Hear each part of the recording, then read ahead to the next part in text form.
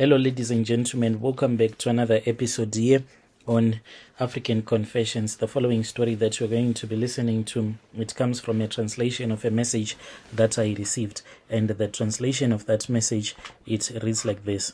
Hello, Brother Nashi, how are you? Can you please post my own story as anonymous? Brother Nashi, when I came here to South Africa, I never thought that I'll end up being like this. I came here to South Africa and I had big dreams, just like so many other girls from our country. I wanted a life beyond what I had in Zim. I wanted to be comfortable in life, to experience financial freedom.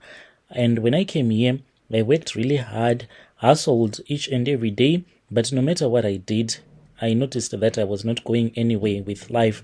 Never had enough money, never enough time, and I was always struggling. That was when I met the man whom I thought was going to change my life.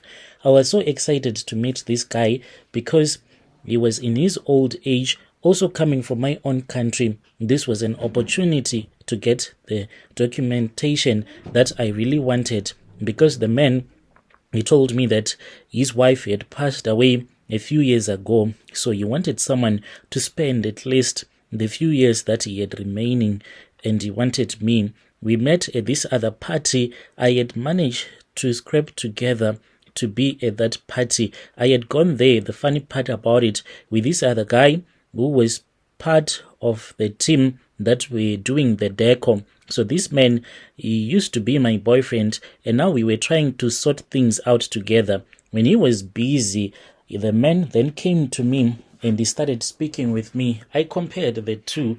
I looked at the guy who said that he wanted me back in his life. The guy was busy running around like a slave, and here I was sitting with a man who seemed like a boss, a man who could even pay my boyfriend double the amount that he was being given each and every month. Then as a woman, I had to make a decision, and the only proper decision that I had to make was to take this man to be his girlfriend. And then I started dating him, and he told me how lucky I was, how many women wished they could be in my position, which I did not like. It's not a nice thing for you as a man to tell a woman that she is very lucky that she is dating you. But over time, I saw that this man, he was so possessive, more demanding. He did not like it when I would go to church, when I would see my friends. He specifically told me that I was supposed to break up with one of my friends since she was a Pentecostal. She went to a Pentecostal church.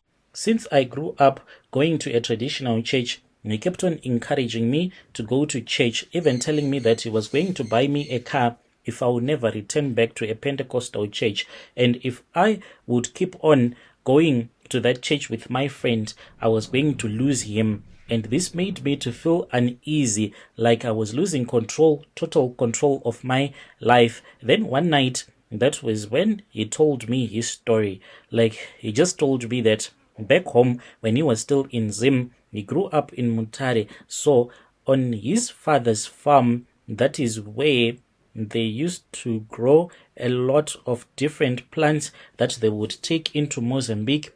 And he said that his father later on got involved in farming marijuana. So this made his father to be high risk, since the police kept on coming to their house until he went to Mozambique and he was given some charms. And later on, when he was coming to South Africa, the man then was given a ring. So this ring that he was given to by his father, he was told that the woman that he will be dating was supposed to wear it at all the times. His father had since passed away, and when his wife was about to die, that was when he removed that ring from her finger. And he told me that this was the same ring that the woman was wearing, a dead woman. He gave it to me, and he said that if you wear this ring, you are going to become rich. You can even inherit part of my estate. I was more than happy to do it. He then said that I needed to understand that this thing that I was about to do, I was going to become a ritualist.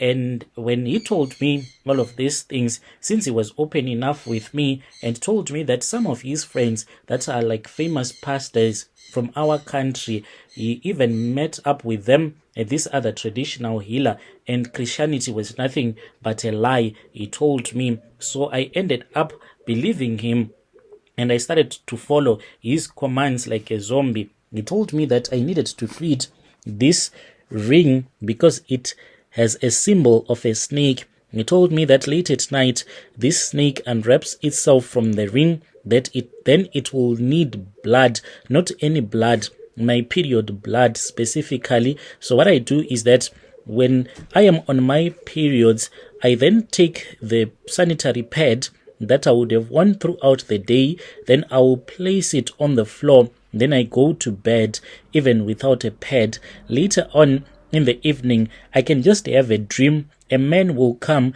and open my legs since I am not allowed to go to bed wearing anything. Then I'll see that man busy eating up my cookie that will be full of blood, and then the man will pick up the sanitary pad and leave my room.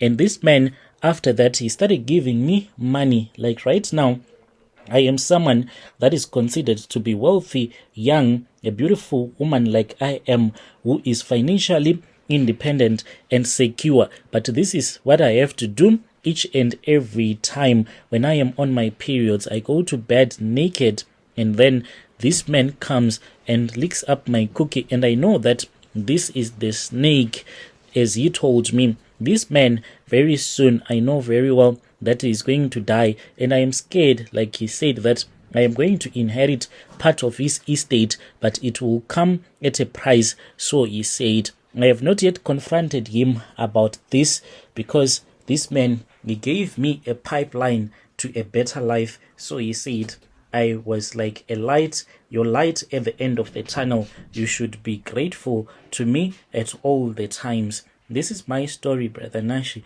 Yes, I know that there might be people who can judge me, but take a look at me. If I had refused to do this, what was I going to do? To continue working in the restaurants with everything that is happening in South Africa, there was no chance for me if I was going to keep on working in the restaurant. I think that I made a better decision when I compare myself to other people that do come from my country. I am at a better place currently. I am in a place where no one disturbs me. Just imagine to disturb a woman who is employing up to 10 South Africans. That will be destroying the economy, is it not? But this is the burden that I am carrying right now. Each and every month, I have to do this no matter what. Dear listeners, right there was a message that was sent to me by one of our sister, and that was the translation of the message that she sent to me.